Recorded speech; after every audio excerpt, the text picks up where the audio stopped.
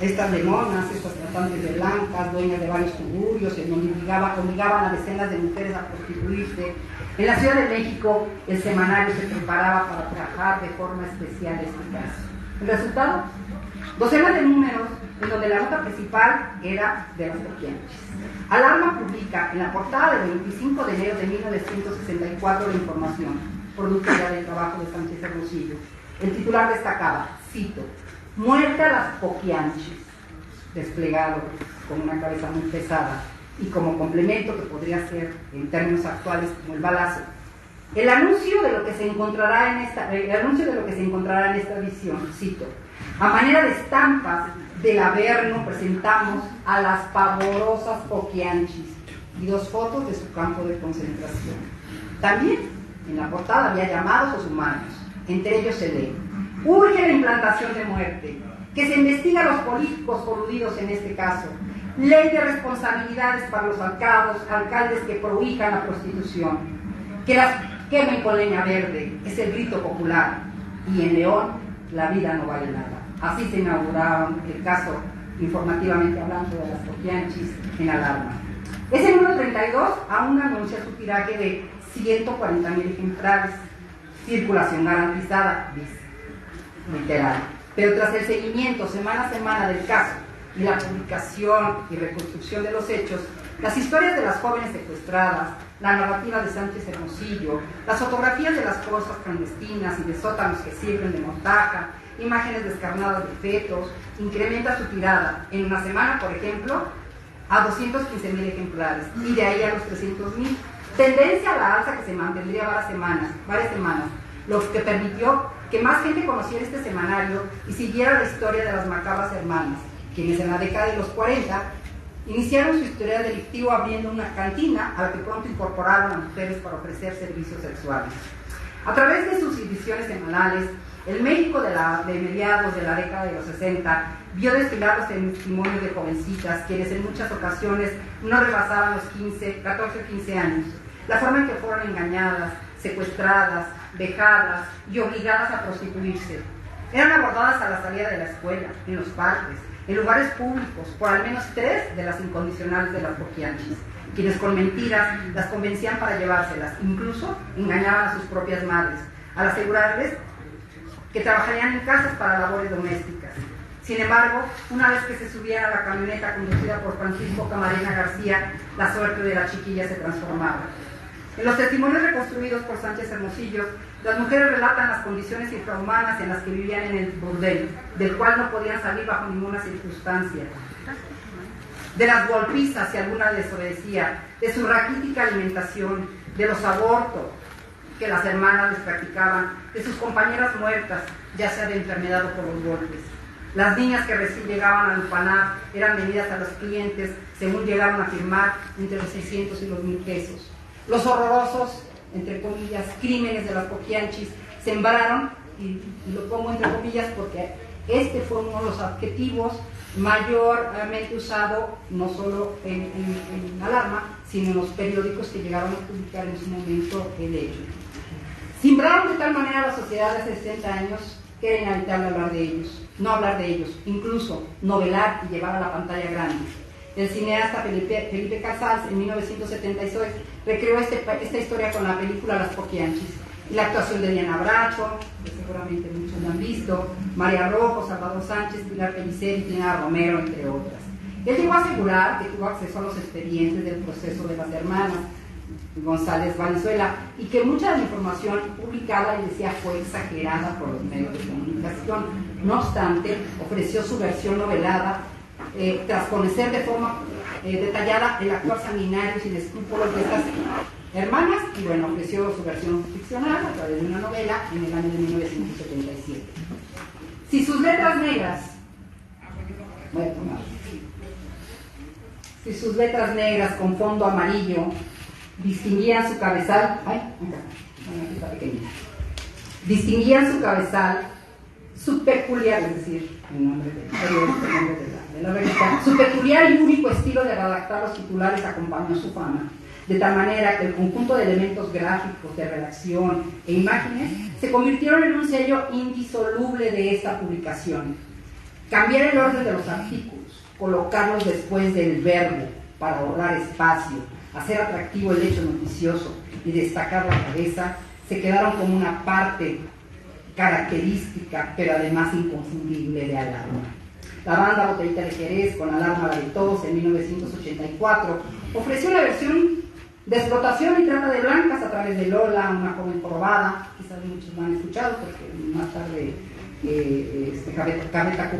Capeta Cuba la canta también, maltratada por sus padres. Sus acordes acompañan la letra, que sus estrofas más pegajosas retoma el estilo de cabecear que como ADN identificó al semanal. Cito, no canto porque no sé cantar, pero puedo citar estas estrofas. Y auxilio al tira imploró. El azul, sonriendo, la miró. ¿Qué creen que fue lo que pasó? ¿Qué pasó? Siguióla, atacóla, golpeóla, violóla y matóla con una pistola. Alarma la de años más tarde, en 1996, Café Tacuba lanzaría un cover de esta canción. Miguel Ángel Rodríguez, querido amigo, entrañable, de muchos que estamos aquí, trabajó, entiendo que más de 25 años en la revista. Yo lo conocí en 1989, si no mal recuerdo, y pues, como ya lo comentaron, quien fuera su último director, amigo entrañable de corresponsales, de periodistas, de editores, colaboradores, que estamos aquí, ¿no? Podía reconocer cada una de las ediciones de las pequeñas y Alarma en general, los casos más sonados y por supuesto de las hermanas. Para él, aquellos números que catapultaron la fama del semanario fueron un tipo de fotonovela para los lectores. En alguna colaboración que hizo al respecto señaló, cito, pero aún era mejor, y estoy escuchando al gran Miguel, mi gran amigo Miguel, diciéndolo, pero aún era mejor porque era una historia completa, que tenía mujeres asesinadas, fetos enterrados, mujeres obligadas a prostituirse y trata de blancas. Miguel, que en un tiempo por allá de finales de la década de los 80, estuvo en el archivo fotográfico de Publicaciones Yergo, donde se editaba, llegó a contabilizar más de 2000 fotos solamente de esta historia, de las Poquianchis. Él recordaba que se publicaron sus cartas de amor y hasta sus álbumes familiares. Absolutamente todo. Cito, la historia captó la atención de todo México y fue el primer éxito de nuestra revista, sin lugar a dudas. El fenómeno Alarma, fenómenos que también escucho esta palabra como definición, como adjetivo calificativo de una revista, es cierto, fue un fenómeno.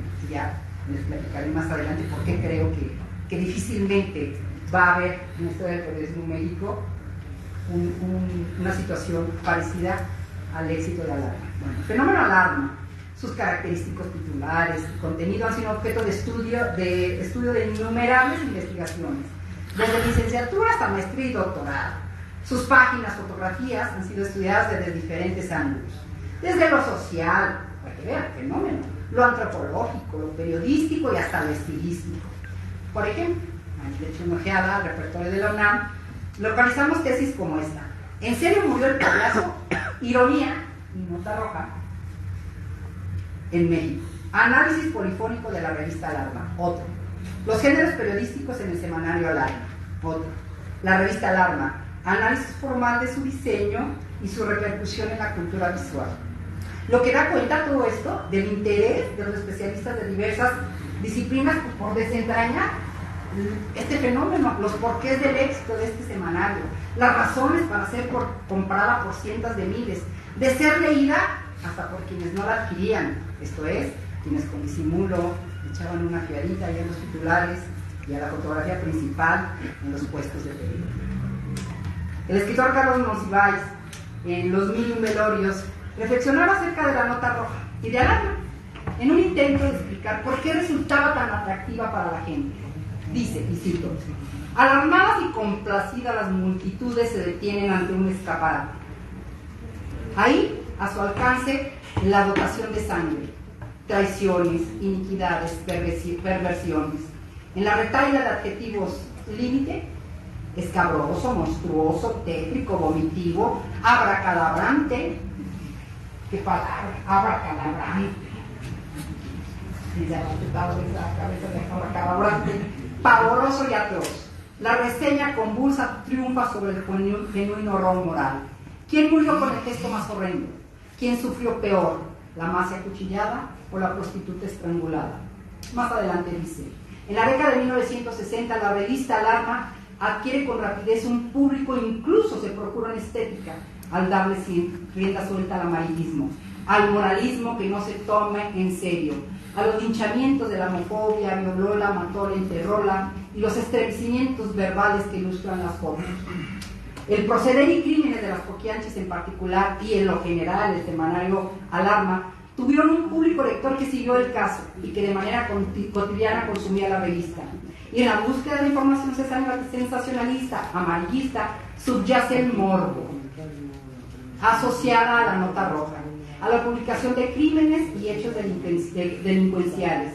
Quizás por una asociación que nadie todavía sabe bien a bien cómo es que se trastocó. ¿A qué nos referimos?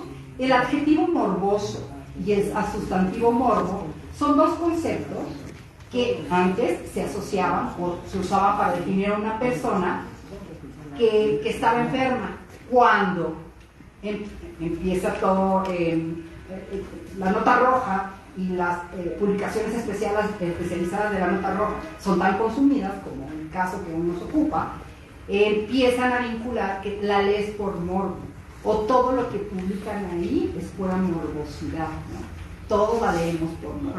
Y al final, si nos damos cuenta, el concepto es que estaba asociado a los enfermos físicamente, pero entonces se empieza a asociar a lo mental, ¿no? O como dice Concepción Villanueva, los individuos con más interés por las noticias morbosas eran más vigilantes, lo que encaja mejor con un motivo de autoprotección, que a nivel, desde mi óptica, esta es una de las grandes razones por las que nos gusta consumir, leer o enterarnos de hechos de nota roja, delincuenciales, de crímenes, etc. Pareciera que este tipo de noticias atrae como resultado, o sea, se atrae pues, o son gustadas como un resultado, como de un mecanismo interno, en el cual yo, al enterarme, al leer este tipo de sucesos, me encuentro a salvo, porque me doy cuenta de que no soy verdadero. A Miguel lo buscaban reporteros e investigadores de todas las latitudes. Atraídos por el fenómeno Alarma, japoneses y alemanes, recuerdo que desfilaron por sus oficinas para obtener información sobre el semanario. Que sacaba su arsenal de revistas y sus archivos fotográficos. Muestra del interés que el fenómeno Alarma ha suscitado a lo largo del tiempo. Como observamos, aun cuando los periódicos de la época también dieron seguimiento y cobertura al caso, a 60 años de distancia, en el imaginario colectivo, las poquianchis se siguen vinculando al Alarma y Alarma a las poquianchis. Muy difícilmente otra publicación, del corte que sea, emulará a este semanario que llegó a tirar hasta 2,5 millones de ejemplares en el sismo de 1985.